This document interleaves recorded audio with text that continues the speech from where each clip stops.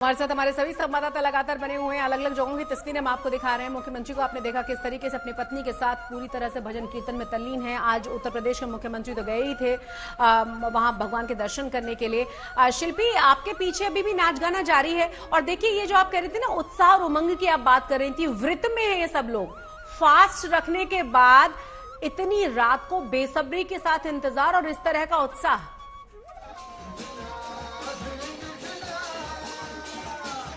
देखिए, बेसब्री के साथ इंतजार तो है ही, क्योंकि इसमें से वो लोग भी हैं जो व्रत हैं।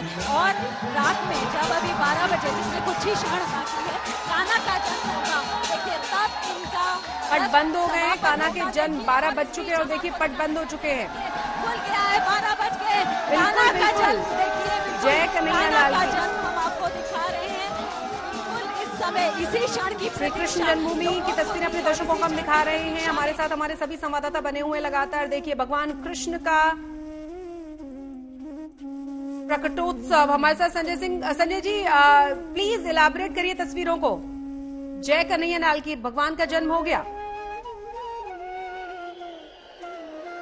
जय कन्हैया लाल की। और यही इसी को भागवतकार ने लिखा है कि जब रात के 12 बजे मध्य रात्रि हुई और उस समय वसुदेव और देवकी ने उस अद्भुत बालक को देखा तो वो विस्मय से चकित रह गए, जिसमें कहते हैं, भागवतकार ये लिखते हैं, तमद्भुतम बालकम अंबुजे क्षणम चतुर्भुजम शंख गदा आयुधम श्रीवत्स लक्ष्मम गलशोभि कौस्तुभम पीतांबरम सांद्र पयोद सौभगम महावैदुर्य किरीट कुंडल तुषा परिष्वक्त सहस्र कुंतलम उद्दाम कांचंगद कुंकणादिभिः विरोचमानम वसुदेव एकशत स विस्मयोत्फुल विरोचनो हरिम सुतम विलोक्यानक दुंदुभिस्तदा।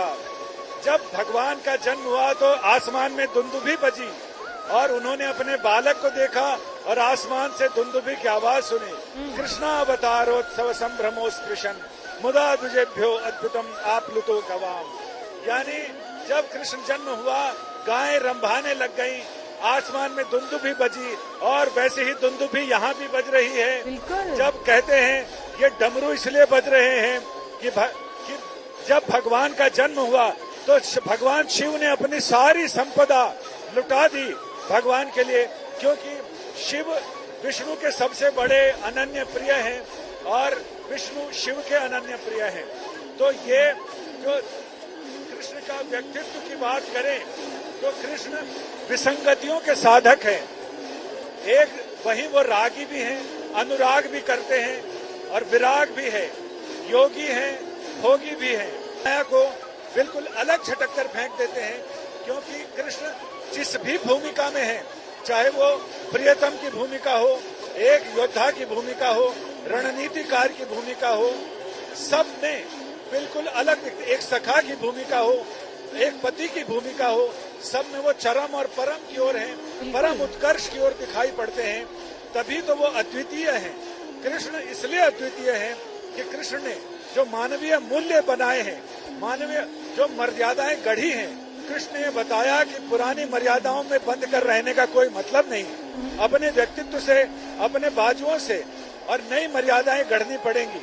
इसीलिए कृष्ण का सौंदर्य है वो भी अप्रतिम है।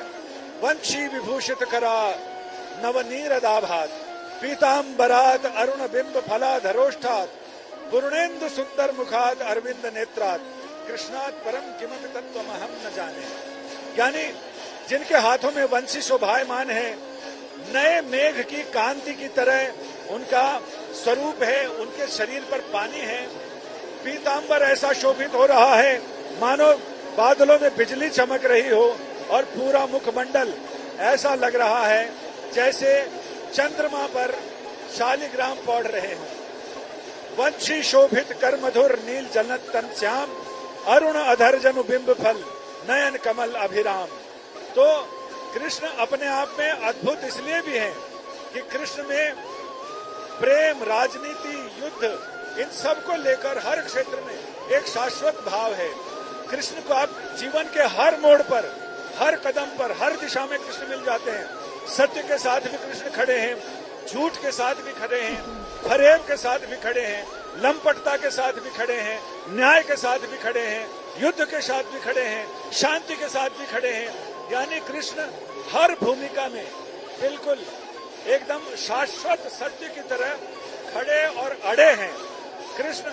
इसलिए कृष्ण के भक्तों से ये पूरी दुनिया अटी और पटी है, क्योंकि कृष्ण हजारों साल बाद भी अपनी जो प्रासंगिकता है या जिसको कहें अपना अस्तित्व उसको बचाए रखे हैं। और इसीलिए ये चरम और परम की आकांक्षी हैं। ये राधा के लिए और राधा के लिए रोते भी हैं। ऊधो मोहे ब्रज बिसरत नाही, ऊधो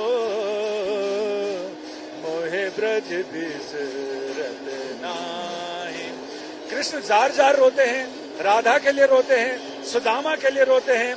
रुक्मणी को उसके अहंकार से मुक्ति दिलाने के लिए कृष्ण बिकने तक को तैयार हो जाते हैं, यह जानते हुए भी कि दुर्योधन क्या वो गए तो उन्हें अपमान ही मिलेगा, लेकिन इसके बावजूद शांति का प्रयास करने जाते हैं, शांति का संदेश लेकर जाते हैं।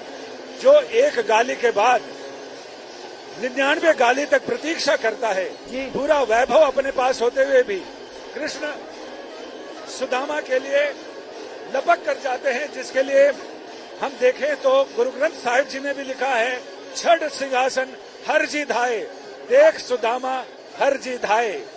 तो छड़ सिंहासन हर जी आए तो वो कई रूपों में दिखाई पड़ते हैं। कृष्ण अलग अलग रूपों में अलग अलग तरह से दिखाई पड़ते हैं, क्योंकि कृष्ण का नाम और काम अब तक अद्वितीय है, कोई उसके नजदीक तक नहीं पहुंच पाया है। और कृष्ण जब बच्चा बोल भी नहीं पाता है, बाल लीला करते हैं तो सूर सागर बन जाता है। जब वो युवावस्था में लीला करते हैं तो वो गीत गोविंद बन जाता है। जब वो कुछ बोलते हैं तो श्रीमद् भगवत गीता बन जाती है। और जब उनके पूरे व्यक्तित्व को समेटा जाए तो 18,000 श्लोकों वाला श्रीमद् भागवत महाग्रंथ बन जाता है। कृष्ण इसलिए अपने आप में अद्वितीय है, क्योंकि कृष्ण एते चांश कला पुंसौ कृष्णस्तु भगवान स्वयं। इतने कला अवतार हुए हैं ब्रह्म के, लेकिन कृष्ण अकेले हैं जो भगवान है। 16 कलाओं से युक्त है। चोर है, सुलमपट लबार है, चटोकरा है, टेढ़ी टांग बारो इष्ट देवता हमारो है। चौर्य कला में भी निपुण है, लंपटता में भी है, वाग कला में भी निपुण है, पाक कला में भी निपुण है। तो कृष्ण अपने आप में अद्भुत है। और यही अद्भुतता है कि इतने साल बाद भी हम कृष्ण के जन्म के उत्सव में पीढ़ी दर पीढ़ी हम इतने ही मगन होते हैं, इतने ही आनंदित होते हैं, इतने ही नाचते हैं, क्योंकि हर आदमी के अंदर, हर व्यक्ति के अंदर एक अपना वृंदावन है, कृष्ण है, नंद है, यशोदा है, गोपियां हैं, सब है, सारे भाव हैं। आपको उस भाव को जगाना है। जब तक वो भाव नहीं जगेगा तब तक जन्माष्टमी का उत्सव कैसे मनाया जा सकता है।